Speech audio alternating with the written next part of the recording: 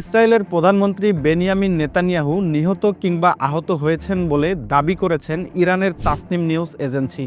তবে এই দাবির পক্ষে কোনো প্রমাণ উপস্থাপন করতে পারেনি সংস্থাটি। সোমবার ফার্সি ভাষায় একটি প্রকাশিত প্রতিবেদনে তাসনিম কয়েকটি পরিস্থিতিগত তথ্যকে একসূত্রে গেঁথে এই দাবি তোলে। এর মধ্যে রয়েছে সম্প্রতি নেতানিয়াহুর কোনো ভিডিও ফুটেজ না থাকা, তার বাসভবনে নিরাপত্তা জোরদারের খবর, জারেড কুশনার ও মার্কিন বিশেষ দূত স্টিভ উইটকফের সফর স্থগিত হওয়া এবং ফ্রান্সের প্রেসিডেন্ট ম্যাক্রোর সঙ্গে নেতানিয়াহুর একটি ফোনালাপের সংবাদ বিজ্ঞপ্তিতে তারিখ উল্লেখ না থাকা। প্রতিবেদনে রুশ মিডিয়ার বরাতে সাবেক মার্কিন গোয়েন্দা কর্মকর্তা স্কট টুইটারের একটি দাবিও তুলে ধরা হয়, যেখানে বলা হয় ইরান নেতানিয়াহুর আশ্রয়স্থলে হামলা করেছে এবং তার ভাই নিহত হয়েছেন। উল্লেখযোগ্য বিষয় হলো তাসনিম নিজেই স্বীকার করেছে এই তথ্য আনুষ্ঠানিকভাবে নিশ্চিত করা বা অস্বীকার করা হয়নি। তবে সর্বসাধারণের জন্য উন্মুক্ত তথ্যই এই গুজবের ভিত্তিকে দুর্বল করে দেয়।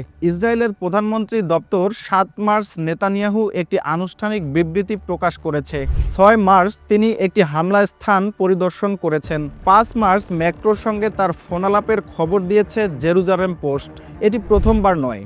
যুদ্ধের আগেও নেতানিয়াহুর ভাগ্য নিয়ে ইরানের একই ধরনের দাবি ইসরায়েলের প্রধানমন্ত্রীর দপ্তর ভুয়া খবর বলে উড়িয়ে দিয়েছিল। ২ মার্চ জেরুজালেমে নেতানিয়াহুর কার্যালয়ের আশেপাশে কোনো ক্ষেপণাস্ত্র আঘাতের চিহ্ন পাওয়া যায়নি বলে জানিয়েছে সিনহুয়া।